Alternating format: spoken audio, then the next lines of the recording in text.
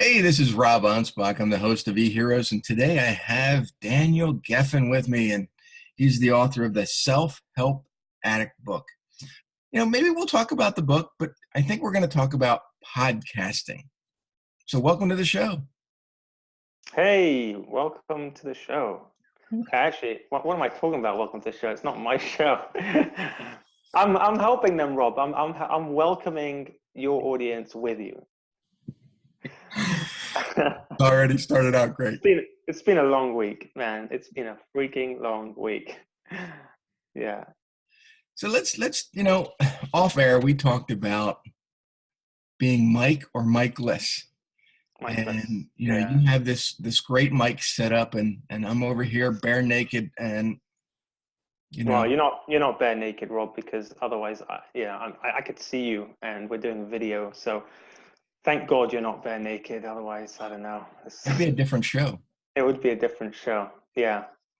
But and by the way, getting into micless and being bare naked, it's interesting because my original show, Can I Pick Your Brain? So that's the more professional, polished show.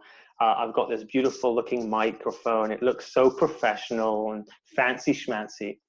But recently I just launched a new show called The Daniel Gefen Show, which is completely the opposite. It's raw, it's uncut. It is just me literally speaking into my phone, walking through a park. And that's it. It's me taking a daily stroll through the park, speaking into my phone. Where it's actually, I have like the headphones that you use to speak to people? Mm-hmm. Yeah, those. So I just wear those and I just talk.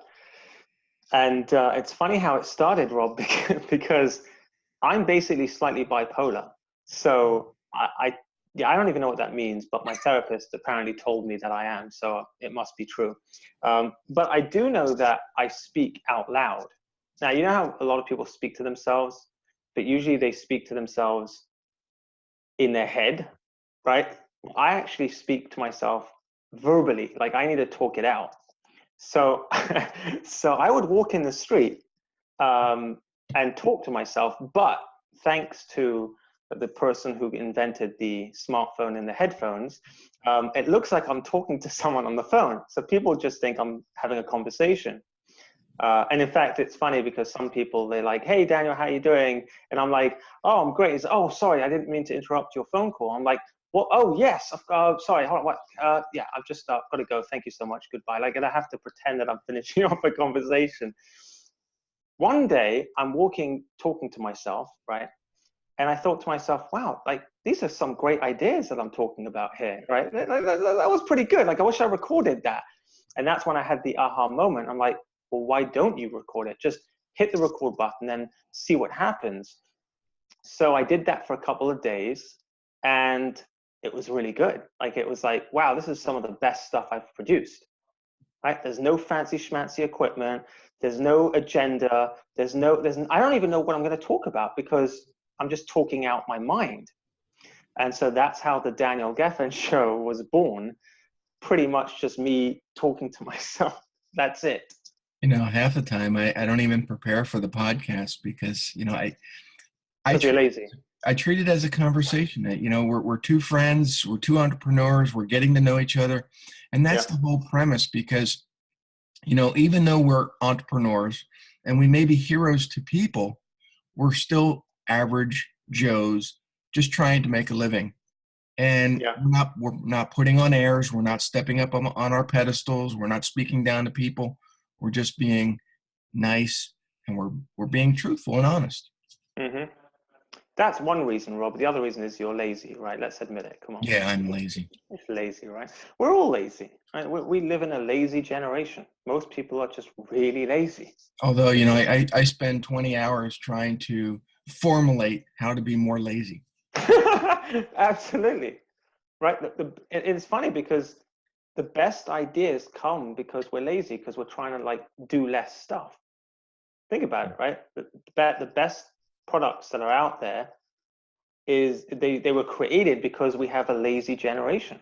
Mm-hmm. We don't want to do work. We don't want to have to so boom, I don't want to go to Blockbusters and my pajamas. And I mean, even though I do miss those days, those were great, right? You go into the Blockbusters at, 11 o'clock at night, and you in your pajamas, and you pick the movie, like stack of movies with a bit of popcorn. Like, that was exciting. But then Netflix came about and said, people are lazy. They don't want to go out of their house. Like, they just want to sit there with a laptop and just watch whatever they want from the laptop.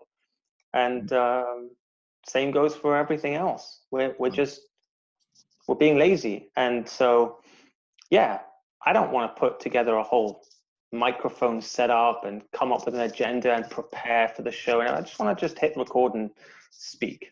Mm-hmm. And I think that, podcasts, audiobooks, they make it easier for people to understand the concepts without having to dive into and read a book. Yeah. Which makes our jobs as an author even harder, because now we're like, books, you better read them. Right. So. But people are on the go. That's another thing. Again, talking about the generation, we're a very fast moving, up and go, ADD generation. So I don't have time to sit and read. I don't have time to sit and watch like an hour of a video. So that's why podcasting has really taken off, because I can go to the gym, and while I work out, I can listen to something. While I drive to work, I can listen to something. While I'm walking or doing the dishes, not that I ever do the dishes, but that's for another story. But anyway, I have a very good wife who takes care of my 4 children. And basically, I'm just like the 5th child. I come home, like dinner's ready. And anyway, we're on the go. So that's why audio is so powerful, because we can multitask and just listen on the go. But I think we're also being hit with so much information today that it's overload. Yep. People have to pick and choose what they want. And I think we're getting it. You mentioned Netflix, and I think we're getting into this on-demand information. We have these on-demand movies. Now we're going to have to start having on-demand information, and entrepreneurs are going to have to reinvent how they deliver their books, their audios, their podcasts, everything. Yep, absolutely. There's a major shift happening, and it's happening all the time. And businesses, if they don't keep up with it, they'll go bust very quickly. The reason why Blockbusters went bust was because they thought they were too big. They had an ego the size of Texas, and they thought, yeah, nobody's going to mess with us. Like, we've been around for years. We've been around since who knows when, right? No one's going to stop coming to Blockbusters. We're too big. And here's the thing, what's really stupid is they could have dominated the market. Like, they could have crushed Netflix like a bug if they would have just said, okay, let's keep up with the times. Let's innovate.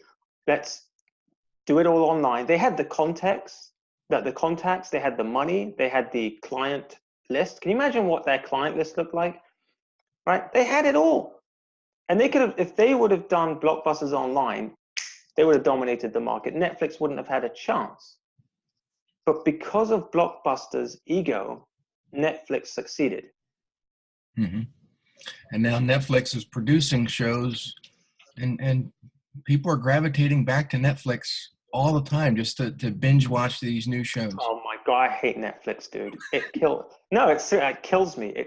I'm up till 3 a.m. blinking, watching those shows. It's so addictive.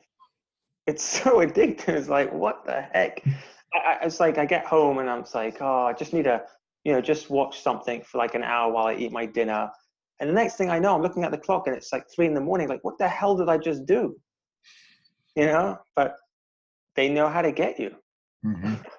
Suck you in. Yeah, it's the whole shift over the last few years for information is just, and I think it scares a lot of entrepreneurs because they don't know what to do. Do they blog? Do they do a podcast? Do they do videos? And then they get frozen in their tracks and they don't do anything. Yeah, I mean, that's why I wrote the book, The Self-Help Addict, because that's me. I mean, I am the self-help addict. I get stuck all the time because it's like, what do I do? What do I do? What do I do? What do I do? Right? Let's watch a YouTube video on how to make YouTube videos. I swear that's what I did. I remember I was sitting one day and literally 3 hours of watching YouTube videos on how to create a YouTube video. It's like, geez, man, pick up your blinking phone and just take a video. That's all you have to do. But how do I make the perfect? No one cares about the perfect video. They just if you have something to say, you have something to share, get out there and share it. And guess what? You're going to be one of, maybe 5-10% of the world that actually goes out and produces, as opposed to 90% of the world who just consumes and consumes and consumes. And so I wrote this book really mainly for myself, right? Because I was struggling as a self-help addict. And essentially it's all about going from consumer to creator, right? Just putting out content, building an audience of people who want to hear what you have to say, and they don't care. Here's the thing, this is what I found. If people love what you, like, if they love your story and they love how you speak and how you communicate, and it doesn't matter if it's writing or audio or video, whatever it is, but if they like your content, they don't care about the bells and whistles. They really don't care about all that stuff. They don't care if it's like got this cool theme tune or if it's got this flashy, image that pops up out of the blue. Like, they don't care about all that fancy schmancy stuff. They just want to hear from you.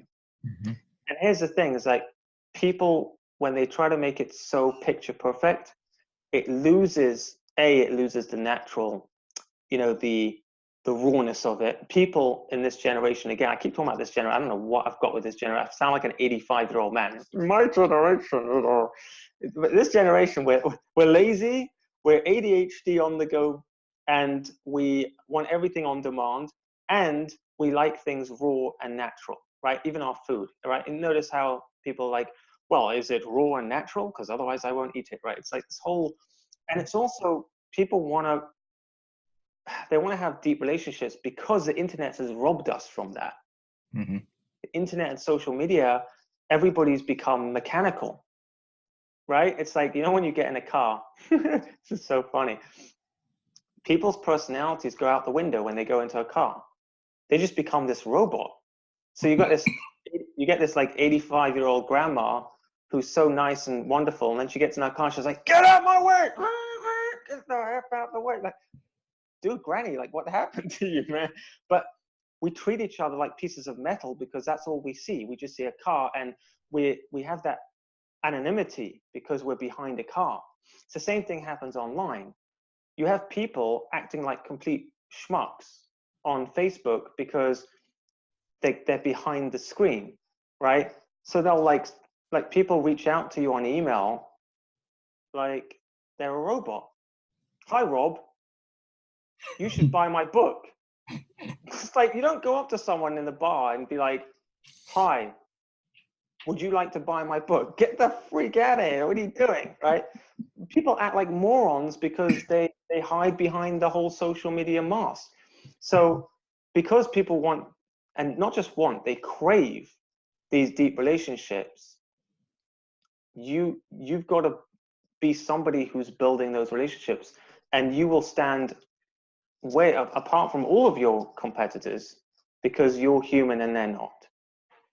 And we also have this, at least here in America, everybody seems to be offended by everything that everybody tweets or posts or comments on. Yeah. And it's like, people, you know what? You didn't act like this before social media. Why are you acting like this now? It just,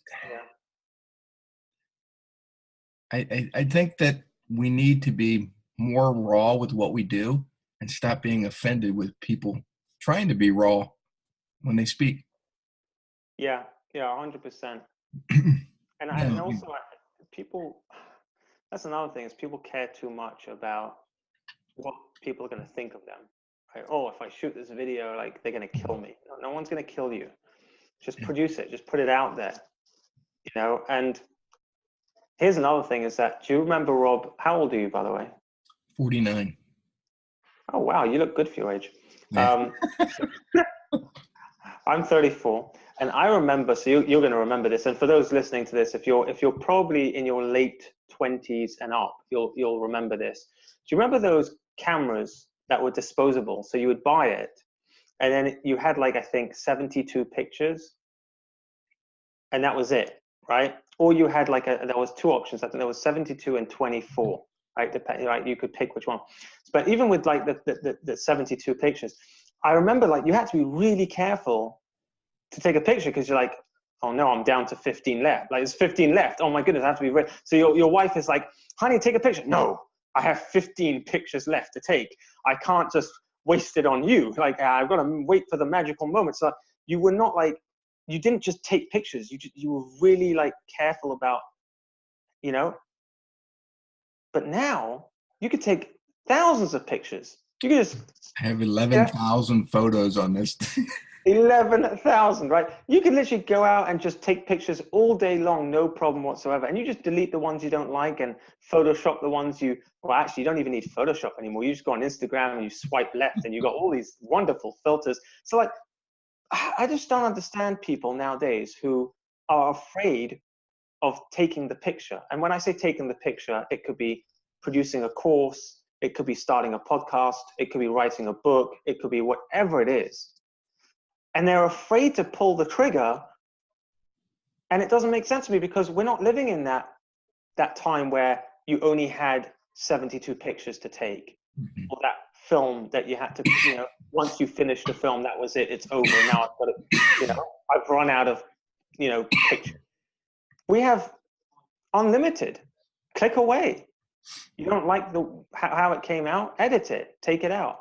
If Rob does something really stupid on this episode, he'll edit it out, or he won't, or he'll just leave it and it'll be funny. But the point is that, what are you afraid of?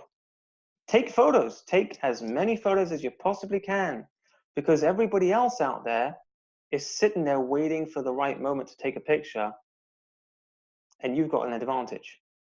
And take as many videos as you can, because the first 100 of them are going to suck big time. Yeah. I mean, but once you get comfortable behind or in front of the camera, you're natural. Mm-hmm. But I still do live video. I still screw up. I still mess up my words, and I just keep on rolling, because to me, it just makes me more human. You ever I can be any more human, but that's the yeah, I know, that's funny, right? I'm more human. Like, what does that mean? What did you do? What did you do to become more human? A lot of you listening to this probably know a guy called Gary Vaynerchuk, right?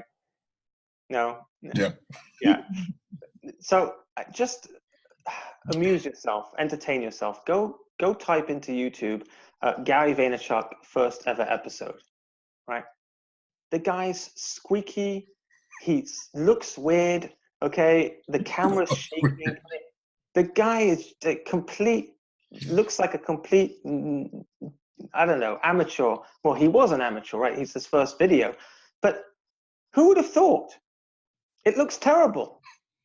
But he produced every single day, kept producing another video until he did 1,000 videos. Mm-hmm. And then he became Gary V. Right? 1,000 videos. Then he became Gary V. That first video, if you compare it to what he sounds like and looks like now, they're two different people. Like, whoa. Like, the guy whips out his phone anywhere he goes, and he just looks great, and he sounds great, and he knows what to say. That didn't come like natural. It didn't come from day one. Go watch that video. Go look at it. You'll be like, whoa, wow. Yes. That's what happens when you're doing it for the first time. If you want, you can. Yeah. I've been an entrepreneur for 25 years, and I still don't know what to say. Sometimes I mess up. Right. I mean, not to bring politics into this, but Donald Trump, I mean, he says the wrong things every day. And you either love him or you hate him. Same with Oprah Winfrey. Same with, some of these other celebrities. Right. But Gary has polished himself over years. He sees what he's done wrong. He improves it. He continuously, tries to give you content that you're going to enjoy. Yeah. It is what it is. It just, so How do you come up with content I besides love, being in the park? yeah, well, I'm right now, I'm in the park, meaning I'm physically here in my office, but I'm saying I'm what I'm doing right now is speaking from the present moment, meaning whatever's coming to my mind, I'm speaking out. I'm not giving you what I thought last week. Last week I might have said something different, right? I'm telling you what's now. What I hate, okay, because I've been podcasting now for 3 years, and I've interviewed some celebrities, billionaires, you know, New York Times bestselling authors and whatever. And the problem with a lot of these types of guests is that they've spoken so many times that it's scripted. Mm-hmm. And you could tell it's scripted. It's the same story and the same thing, and you throw a spanner in the works, and they get all like, "Oh my god, how do I answer that? Because that's like not part of the agenda. What's going on over here? Someone tell me what's happening here." I hate it when people they send me, an email saying, "Hey Daniel, can you send me your questions so I can prepare for the show?"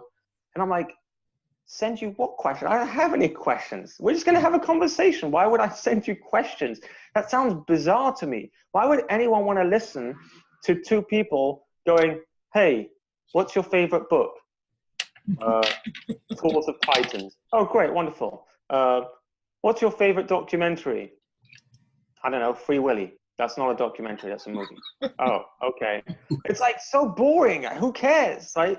The reason why I started my new show is because I was so tired of listening to podcasts that are just the same scripted, formatted agenda, like, you know, just someone trying to sell their book or throw me their course. It's like throw up my course all over the place. It's like, "Hi, my name is Daniel Gefen. I have a course."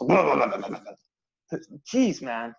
I'm telling you, I've had guests on my show who literally just all they do is they just want to promote, and it's like, you ever get that guest, Rob, where it's like, "So, what do you think of this?" And they're like, "Well, on page 126 of my book, you know, I talk about that."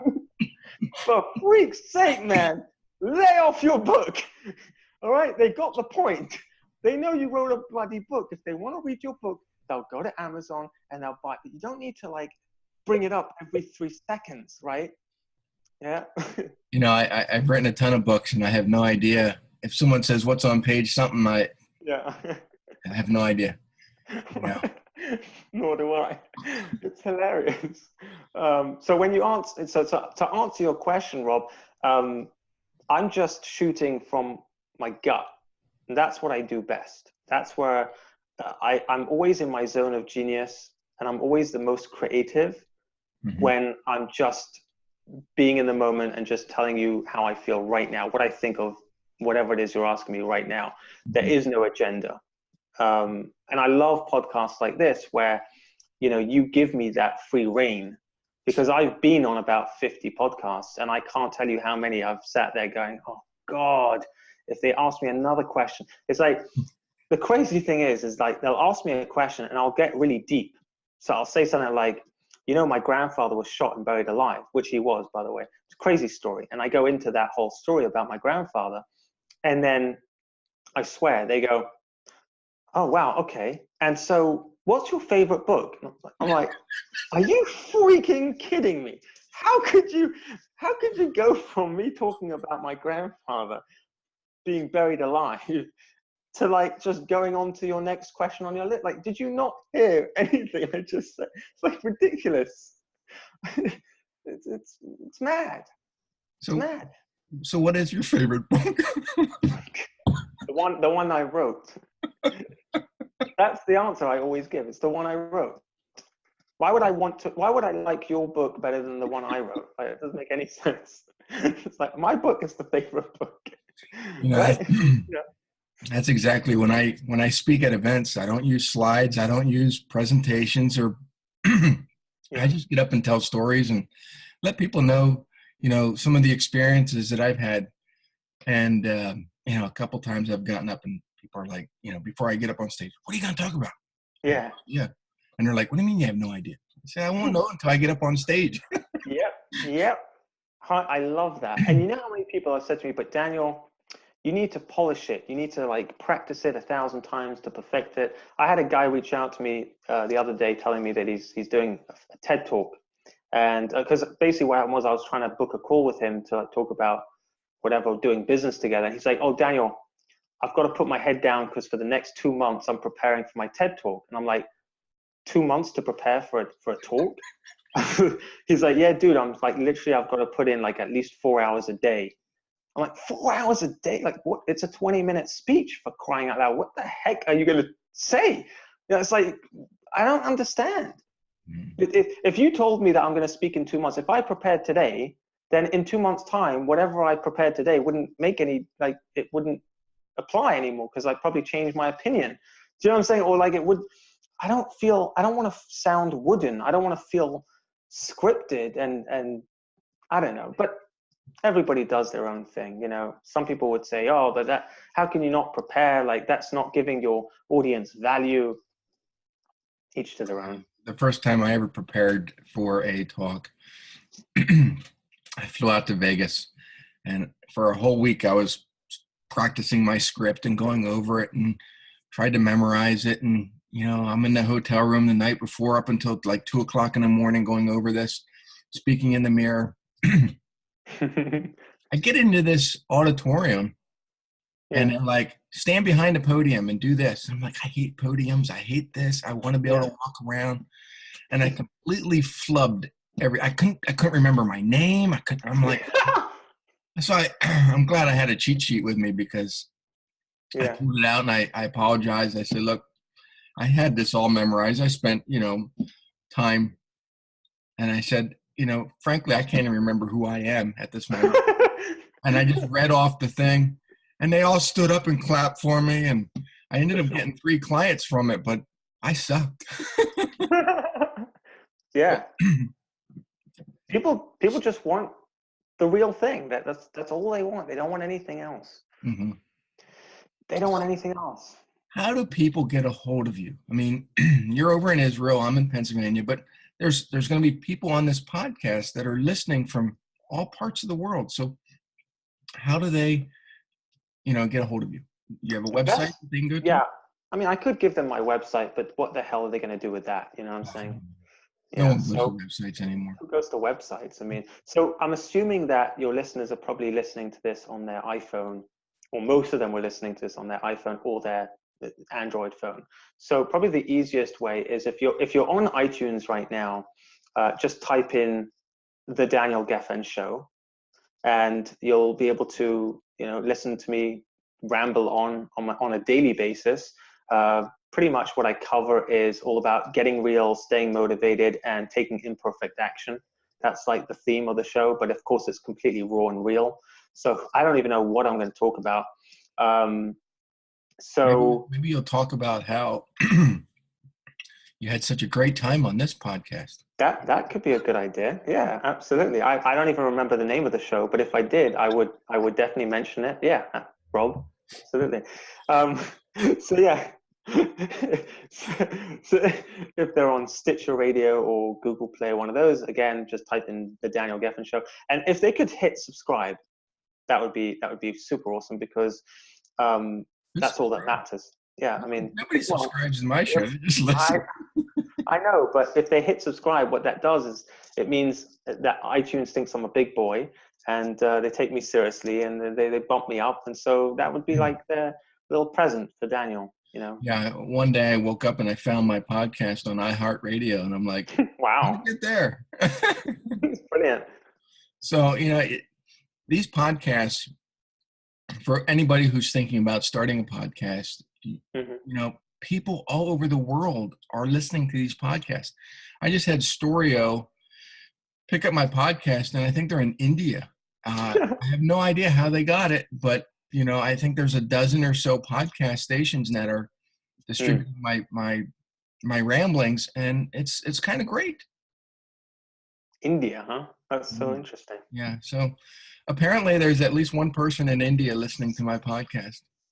I know there's someone in Guatemala listening to my show, which is, I don't even know where Guatemala is. So I have no idea. I think it's in Mexico, but I don't know. But anyway. Someone needs a map. So yeah, it's amazing how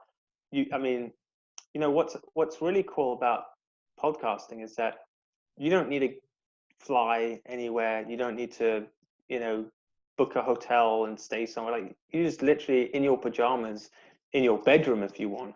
I mean, I could see behind you there's like this sheet. I don't know what that is. You must have put that up. Is that a shower curtain or something? A shower curtain. No. So now you're getting behind the scenes of Rob's studio. Oh wow! Look at that, you faker. Right. Yeah, So it's a sofa and a chair. So yeah, right. now we're getting raw and real. Yeah. So you faked it basically. So Yeah. you wanted me to think that you're in this fancy studio somewhere, which you're not.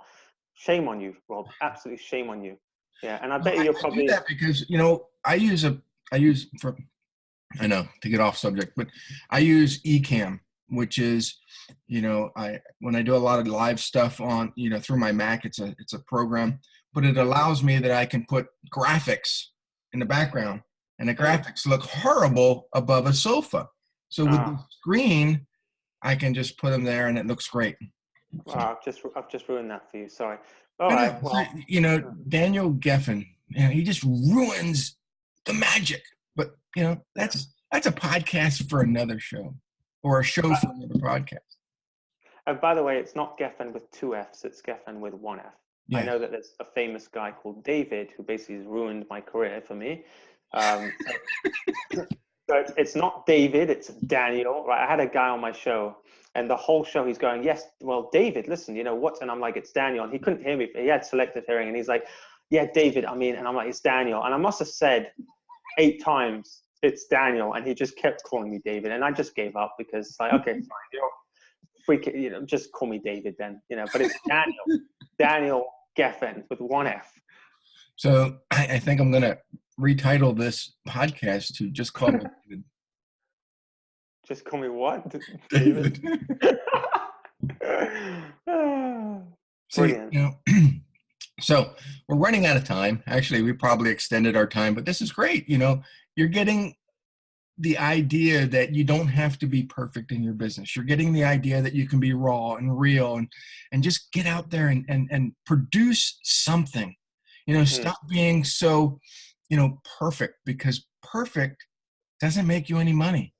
I always tell people good is good enough. Just get your product out there, start making money, because, hey, Apple, Microsoft, they're not perfect. They're good. They update constantly to try to make them, little improvements, but they don't put a perfect product out all the time. So true. So yeah. Thank you for being on the show. That's why you're an e-hero. And look up Daniel Gefen with 1 F on iTunes and Google Play and all the other different podcast places. If you're watching this on YouTube, I'll put the links below, and just say hi to Daniel, or you can call him David, but I don't think he'll respond well. I will. I'll respond. With a few expletives, but I'll respond. There you go. Hey, thank you for joining us, and I'll catch everyone else on the next podcast. Yeah.